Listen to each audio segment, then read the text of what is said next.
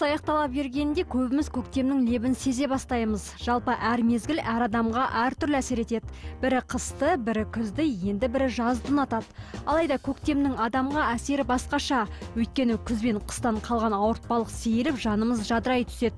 Адам ғана емес, жер дүние жаңарады. Ал осы көктем Астана тұрғындарының ойында қалай ассоциацияланады екен? Көктем келгенде алдымен не істейді екен? Көктем дегенде ең бірінші ойыңызға не келеді? Гүл.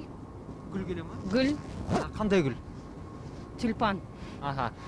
Көктем сізге қалай әсер етеді? Жаңа бастау, жаңа жыл, жаңа жетістіктер. Гүл келеді, гүл. Гүл келе ма? Гүл. Көктем сізге қалай әсер етеді? Қалай әсер етеді? Енді көңіл күйі көтеріледі. Ну, гүл. Гүл келеді. Көктем сізге қалай әсер етеді? Жақсы. Үйдің маңайын тазалайсың, былтырғы алған жапырақтарды сыпырып тастайсың, жери. Көктем сізге қалай әсер етеді? Я жду весну. Орыша, если рұқсат болса, могу отвечать. Весна идет. Көктем келеді ғой? Сол кезде ең бірінші не істейсіз? Готовлюсь уже к весне. Весеннее настроение, вот гулять вышла. Көктем дегенде ең бірінші ойыңызға не келеді? Рассвет, красота, тепло. Көктем нағыз тіршілік қайнайтын шақ. Мысалы, наурыз айында қазақ халқы бір-біріне алғыс айтып көрсет. Наурыз көже салып, көрші қолаң туған туысты шақырып арқа-жарқа болады. Ал ауылды жерлерде мал төлдету, қозы көгендеп қора қопсыны тазалау нағыз көктемде істелетін шаруа. Ал енді бірі көктем келсе, үй тазалап айналасын ретке келтіргенді ұнатады. Тіпті үй ішіндегі жиһаздардың орнын ауыстыратындар немесе жаңасын сатып алатындар кездеседі. Көктемді ерекше ықыласпен күтетін жандар әйелдер. Нәзік жандардың мерекесінен басталғаннан кейін бе көбі бұл мезгілге қатты дайындалады. Сондай арулардың бірі Астана тұрғыны визажист Айгерім Серікқызы.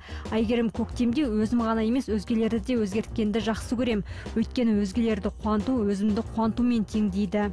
Мен өз басыма келсем, мен өзімнің шашымнан бастаймын. Шашымды жаңа кішкене қиямын, түсін өзгертсем, кейде кекіл жіберемін, кішкене стилімді өзгертемін.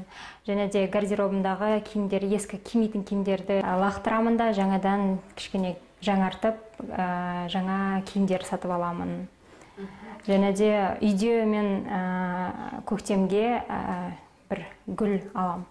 Үйге. Әрбір үйдің бұрышында жасыл бір гүл болса, керемет деп ойлаймын. Айтпақшы, Айгерім көктемде гүл сатып алса, кейбір жандар жер үйдің айналасына гүл егіп, бау-бақша реттеуден бастайды. Ағаштардың артық бұтақтарын кесіп, жер жыртып, егін егу қамына кіріседі. Бұның өзі адамдарға күш-қуат сыйлап, өз еккен егіннің жемісін жеуге асықтырады. Сондай-ақ сәуір айы басталғанша кейбір адамдарда күйзеліс болатынын да айта кеткен жөн. Өйткені қазақта сәуір болмай, тәуір болмайды деген сөз бар. Ал мамандардың сөзінше көктемдегі күйзеліс ағзадағы авитаминоздың жетіспеуінен болады екен. Сондай-ақ адамдар қыс бойы бар энергиясын дұрыс жұмсамаса да көңіл күйі болмай, өзін әлсіз сезінетін көрінеді. Алайда сәуірдің аяғы мен мамыр айында жер әлем құлпырған шақта адамдар да көңілсіз жүрмесі анық. Маржан Үсіпбек, Жандос Айғожин, арнайы қайырлы таң үшін.